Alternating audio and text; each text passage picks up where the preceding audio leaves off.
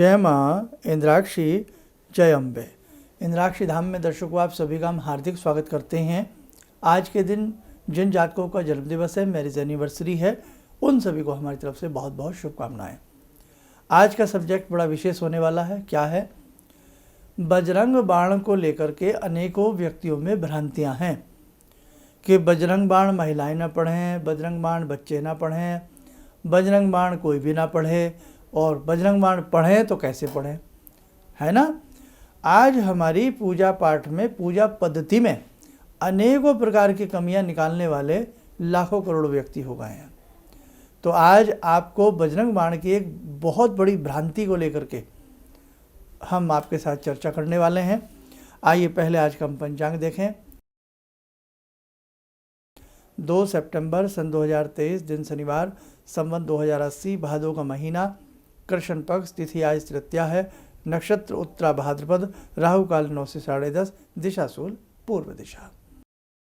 अब देखिएगा, अमूमन सभी के घर में हनुमान चालीसा का गुटका होता है। छोटी सी पुस्तक होती है हनुमान चालीसा की, और उसमें हनुमान चालीसा, हनुमान अष्टक और बजरंग बाण होता है। तीनों चीज़ें अलग अलग हैं। बहुत लोग हनुमान चालीसा पढ़ लेते हैं, बहुत लोग हनुमान अष्टक पढ़ लेते हैं, बहुत लोग बजरंग बाण भी पढ़ते हैं। लेकिन बजरंग बाण को लेकर के अलग अलग सभी के अपने अपने विचार हैं। अब किसकी कैसी भावना है वो मैं कह नहीं सकता, लेकिन मैं इतना आपसे ज़रूर कहूँगा, बजरंग बाण जिसका नाम क्या है, बजरंग बाण, यानी कि एक ऐसा तीर चलाना, एक ऐसा बाण लगाना, एक ऐसी भगवान से प्रार्थना करना कि जिसमें भगवान हनुमान हमारी सुरक्षा कर रहे हैं, हमें कष्टों से निकाल रहे हैं। एक निवेदन तो यो, कई बार जीवन में बड़े बड़े कष्ट आ जाते हैं। शत्रु ऐसा बैरी हो जाता है कि हमें पानी नहीं पीने देता। हम कोर्ट कचहरी के मसलों में चींटी मकोड़ों की तरह पिसते चले जाते हैं। नाना भांति की चीज़ें हैं। कई बार ऐसी समस्याएं, भयानक समस्याएं, दावानल मुँह खोले हमारे सामने भयानक सुरसा की तरह खड़ी रहती हैं कि मानो हमें निगल जाएंगी। तो भैया, ऐसी भयात्मक स्थिति में, ऐसी रुदन और क्रुंदन स्थिति में, ऐसी विवस्थ स्थिति में हम बजरंग बाण पढ़ें तो किसी प्रकार का कोई दिक्कत नहीं है। ठीक है, एक बात तो आप लोग ये ध्यान रखें।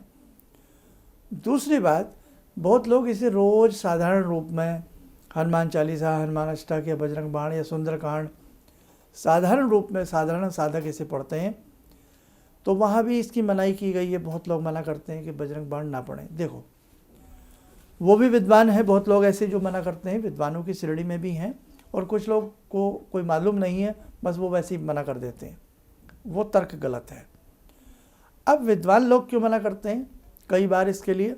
जैसे बजरंग बाण में एक लाइन आती है, भूत प्रेत पिशाच निशाचर अग्नि बेताल काल मारी मर, इन्हें मारूं तो हे शपथ राम की, राखऊ नाथ मर्जाद नाम की।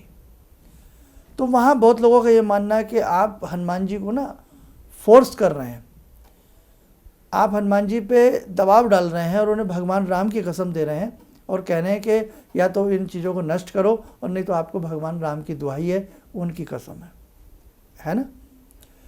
तो किसी भी चीज़ में अपने के केवल मंत्र सिद्धि के लिए, उसके लिए स्वार्थ सिद्धि के लिए इस प्रकार का कोई पाठ करना, कोई भी पाठ हो, वो तो गलत है।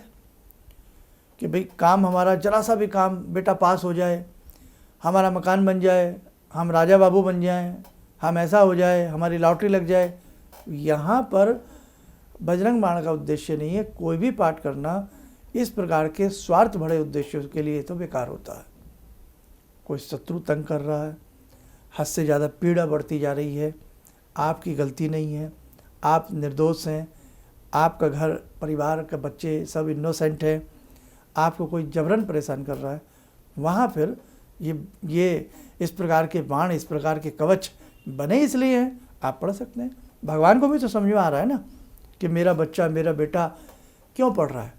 हम बच्चा जब परेशान होता है तो अपने दिल की बात, अपने मन की पीड़ा किससे कहता है? अपने माँ से, पिता से। और जब हम सब पीड़ित होते हैं तो अपने मन की बात किससे कहते हैं? अपने बाबा से, हनुमान से, राम से, श्याम से, सबसे कहते हैं ना, भगवती से कहते हैं, माँ से कहते हैं। तो वहाँ मेरा ये व्यक्तिगत ऐसा है, वहाँ कोई ऐसी भय वाली बात नहीं है। जब हम वास्तव में हमारी गलती नहीं है और हम रियल पीड़ा में फंसे हुए हैं। किसी भी कमेंट को करने से पहले इस वीडियो को पूरी सुनना, ऐसे नहीं कि आपने ऊपर का टाइटल पढ़ लिया और आप कुछ भी कमेंट कर देते हैं। पूरी वीडियो कम से कम सुननी चाहिए, किसी की पूरी बात सुननी चाहिए, तब अपना तर्क रखना चाहिए। समझ गए आप? ये उन लोगों के लिए है जो कई बार सुनते कुछ नहीं, समझते कुछ नहीं, लेकिन तार्किक स्थिति में कुछ भी लिखने को प्रयास करते हैं। तो सबके लिए मैं ये बात कह रहा हूँ। अब आ जाइए, साधारण रूप में जब हम प्रतिदिन बजरंग बाण पढ़ते हैं तो वहाँ जैसे संगीत में स्वर होते हैं, कोमल स्वर, शुद्ध स्वर, जो संगीत के लोग जानकार हैं उन्हें सब पता होगा मेरी बात। तो जहाँ संगीत में जो स्वर होते हैं ना, जहाँ तक कोमल स्वर, तो वहाँ हमें जब ये लाइनें आती हैं तो हमें कोमलता के साथ पढ़ना चाहिए कि बाबा मैं इसको पाठ के रूप में पढ़ रही हूँ या पढ़ रहा हूँ, मेरा कोई आपके ऊपर ऐसा दबाव नहीं है, सिर्फ मुझे ये अच्छा लगता है, मुझे ऐसा लगता है कि मानो इसे पढ़ने से मैं सुरक्षित होता हूँ, मेरे परिवार सुरक्षित होता है, मेरा देश सुरक्षित होता है, बस मैं इसे पढ़ने के रूप में पढ़ रहा हूँ, आपके ऊपर कोई शपथ या प्रतिज्ञा के रूप में मैं इसे नहीं पढ़ रहा हूँ। ठीक है? इन्हें मारूं तो है शपथ राम की। अब मारा किसे जा रहा है आप ये भी तो देखिए, भूत, प्रेत, पिशाच, निशाचर, अग्नि, बेताल, काल, मारी मार। तो भैया भूत किसी के ऊपर चढ़ जाएगा तो बाबा से नहीं कहेंगे हम, और भूतों को तो भगाने के लिए बाबा की महाशक्ति सबसे निराली है। प्रेत, पिशाच, निराचर, निशाचर, अग्नि, बेताल। अग्नि बेताल जो होता है, आगे बेताल होता है। बहुत लोगों के घर में स्वतः आग लगती रहती है, कभी इलेक्ट्रिक के सामान में आग लग जाती है, कभी मीटर फूक जाता है, कभी फ्रिज फूक जाती है, या कभी कोई बड़ी अग्निकांड हो जाता है, बड़ा अग्निकांड होता रहता है, घर में बड़ी आग लग जाती है। तो जहाँ अक्सर ऐसी बात हो रही है वहाँ के लिए कहा गया है। ये नहीं कि छोटी मोटी माचिस की तीली भी जला दी आपने, इसे हनुमान जी आके बुझाएंगे, ये गलत बात है। तो किसी भी चीज़ को भाव समझ करके फिर उस चीज़ को आप पढ़ेंगे, समझेंगे, तब आपको कोई दोष नहीं है। इसलिए देखो भैया, सबकी अपनी अपनी राय है। आप शुद्ध मन से और कोमल स्वर से यदि प्रतिदिन इसे पढ़ते हैं तो कोई दिक्कत वाली बात नहीं है। और विषम परिस्थितियों के लिए तो ये लिखा ही गया है, विषम परिस्थितियाँ आपके ऊपर हैं तो उनके लिए आप इसे पढ़िए, कोई ऐसी बात नहीं है। लेकिन एक ध्यान रखना, जब भी आप बजरंग बाण पढ़ें तो बजरंग बाण पढ़ने से पहले एक माला या 5 मिनट या 2 मिनट जय श्री राम सीताराम, जय श्री राम सीताराम का जप कर लें तो आपके लिए बड़ा अनुकूल रहेगा। अगर आप किसी कामना के लिए पढ़ रहे हैं तब ठीक है। और यदि बाबा की कृपा तो सब पे होती है, आपके काम भी बनते हैं। काम बनने के उपरांत मंदिर जाइए। जैसे आपने 41 दिन बजरंग बाण पढ़ा है या मंगलवार पढ़ा है, शनिवार पढ़ा है, आपको लगा बड़ी अनुकूलता आ गई मुझे इसे पढ़ने से, मुझे बड़ा लाभ मिला बाबा की कृपा से, तो मंदिर जाइए, बाबा जी को फूल आदि प्रसाद आदि चढ़ाइए। हालांकि वो इन सब चीज़ों से परे हैं, भगवान कभी आपकी चीज़ों का भूखा नहीं है, लेकिन हमारे भाव हैं, चढ़ाइए और उनसे कान पकड़ करके विनती मांगिए कि बाबा आपने मेरा इस बार ये कार्य किया, बड़ा मुझे कुचक्र से आपने निकाला, और बाबा बस ऐसी कृपा करो कि बस मेरा जीवन अच्छा रहे और आगे मैं किसी प्रकार का कोई दबाव आप पर ना बनाऊं, है ना। भगवान से भी देखो भाई, कोई हमारा काम कर देता है, वो तो महाशक्ति हैं, महावीर हैं, तो वहाँ जाकर भी हमें अपनी क्षमा याचना करनी चाहिए कि प्रभु मैंने आपको कष्ट दिया, मुझे क्षमा करना, है ना। तो कहने का भाव। लेकिन अगर निरंतर आप इसे अपने अभ्यास के लिए पढ़ रहे हैं, अपनी दैनिक पूजा के रूप में इसे कर रहे हैं, तो जब इस प्रकार की लाइनें आती है जहाँ भगवान राम को शपथ दी जा रही है या कुछ ऐसी चीज़ हो रही है, तो वहाँ अपने भाव कोमल कर लीजिए कि बाबा मेरा बस जो मेरा प्रयास है वो सिर्फ इसे पढ़ने मात्र का है, आपके ऊपर मैं कोई दबाव नहीं बना रहा हूँ। ठीक है।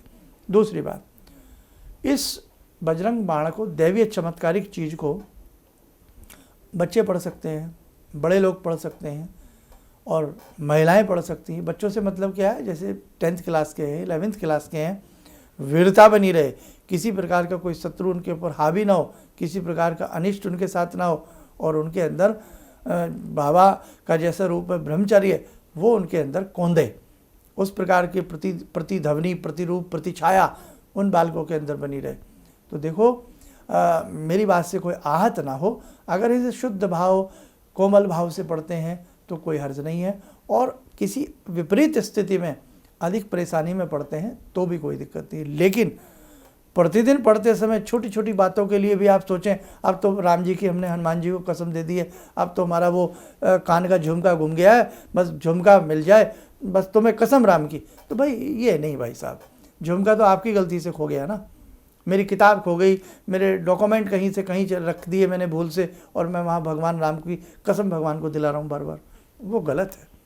मेरा बच्चा पढ़ नहीं रहा तो पास नहीं हो रहा है, और मैं भगवान जी की कसम खिलवा रहा हूँ उसको, बार बार राम जी का दबाव डाल रहा हूँ, वो गलत है। समझ गए? तो पूरी वीडियो का जो सारांश है, अर्थ है, मुझे लगता है आपको क्लियर हो गया होगा। आइए समय चला आज की ध्यान साधना का, जुड़ते हैं वीर बजरंगी महाराज से। ॐ अतुलितबलधामं हेमशैलावदेयं धनुजवनकृशानु ज्ञानिनामग्रगण्यं सकलगुणनिधानं वानराणामधीशं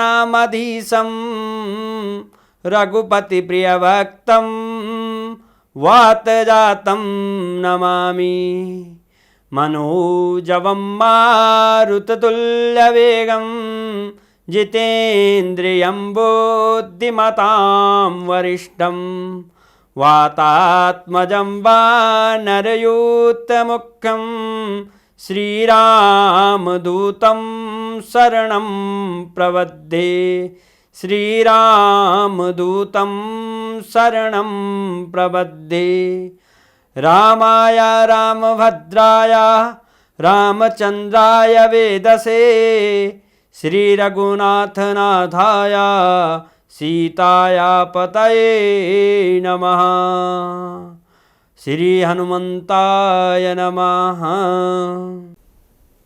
कवच बना लें, ध्यान करें, बाबा का शुभ आशीष हम सबके ऊपर बरस रहा है।